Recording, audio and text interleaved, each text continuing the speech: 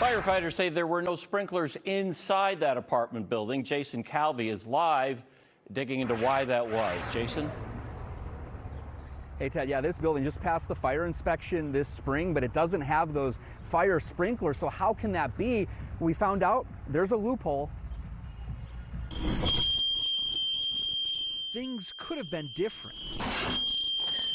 That's what the Milwaukee fire chief says, after this apartment fire killed and hurt several people. If only the building had sprinklers. We would not have had to have had people jumping out of windows. We would not have had to have pulled people out of windows. We would not have had to have dragged people down hallways to rescue them, and we would not have had 4 fatalities today. That number has only grown. The medical examiner's office now says 5 people are dead. After that deadly apartment fire, we're talking to a group who installs sprinkler systems. They say sprinkler systems save lives.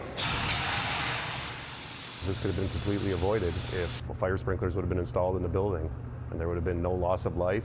There would have been some loss of property, but that can be rebuilt. Here at the training center of the Sprinkler Fitters Union, all of our different valves. Apprentices learn the trade of sprinklers and standpipes. Water in the stairwell with the hose valve so that fire personnel can come and hook up a fire hose. But in Sunday's fire, there were none. Being built in 1968, a building of this size would not have been required to have standpipes or sprinklers. The law requiring sprinklers went into effect a few years after this building was built. So the apartment is grandfathered in, exempted from the requirement. When you have an incident like that happen, it begs the question of if a grandfather clause ought to be revisited. The sprinkler fitters say they often install sprinklers in older buildings, even if the law does not require it. There shouldn't be a cost on a human life.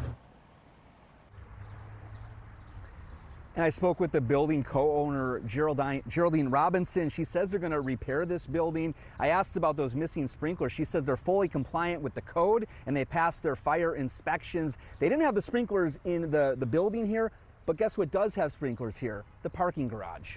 Reporting live in Milwaukee tonight, Jason Calvi, FOX 6 News. So the mayor's asking, hey, do we have to go back and revisit that? That's a separate issue.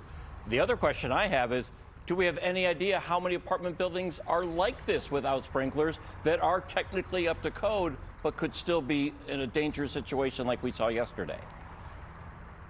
Yeah, any of these buildings that were built before this went into law in the 1970s, I don't have the exact number, but we've seen similar situations where there's been a fire in a building that didn't have sprinklers, but maybe they had an updated parking garage that did have the sprinklers in the parking garage. That happened, I believe we had a report on, that happened in 2019 in the Milwaukee County area. Jason Calvi reporting live for us. Thank you.